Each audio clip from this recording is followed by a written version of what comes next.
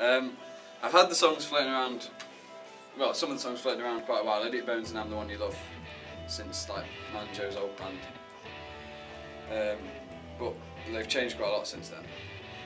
And I never really stopped writing songs since our old band broke up or anything. You just kind of needed an outlet for them. You know, I don't write them with anyone in mind, any particular band in mind. I just kind of hope that they turn out alright. Have you seen the TV? Have you seen the news?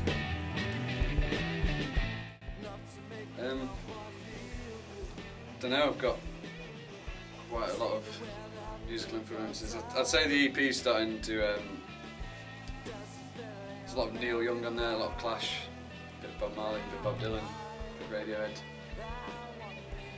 Yeah, it's like I just kind of listen to a lot of different music. You don't consciously think about what inspires the songs you write, you just sort of write them and people think it sounds good. It sounds good.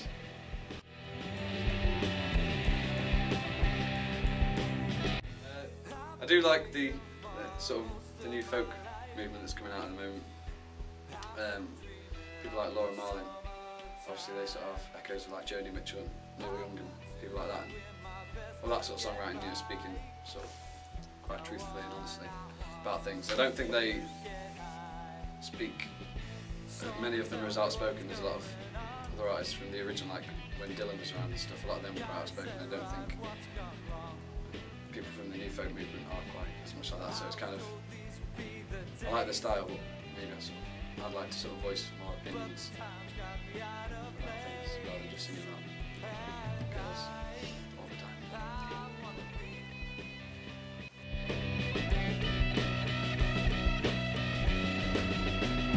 I don't think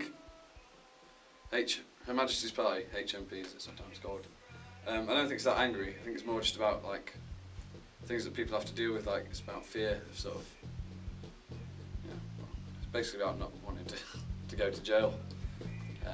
Sort of that Idiot Bones and High, again, it's about sort of being dissatisfied with things, and I think it's something that a lot of people are going through at the time, not just people my age or whatever, just a lot of people feel like that. So it seemed like, you know, I didn't set out with the intention to write an angry or sad or aggressive song or anything, just it's how the songs come out.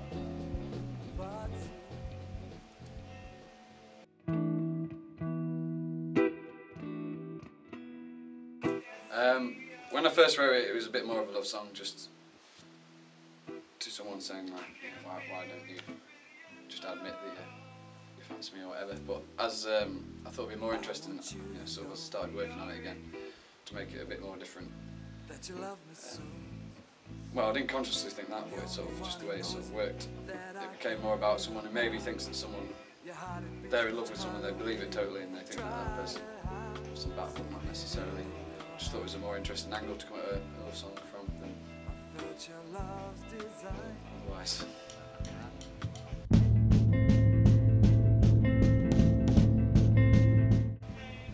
Again, it's like I started writing it a while ago.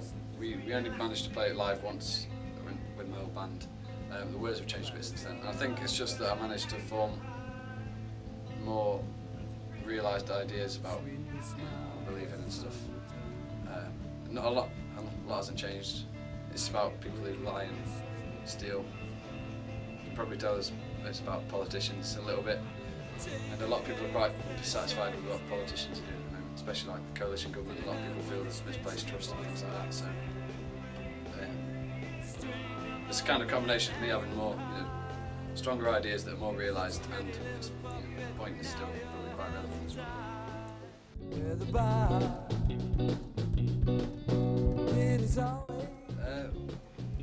I do quite like songs that do that. I like a lot of Stone Roses songs, which are quite a big influence on me when I first started like writing songs and stuff. They used to have really quite happy melodies with quite dark lyrics, and I thought it was just pretty cool. With Her Majesty's Party, it's kind of a bit reggae soul and stuff, and a lot of those are actually quite happy songs. But then it's to Bob Marley, and he's singing about quite, you know, some of it's quite tragic stuff, but makes a lot of people very happy. I think that's just something that comes across in the song. You've just got to be sort of honest about how you feel. Again, it's not something I consciously think about, it's just something that happens as you're writing those sorts of songs.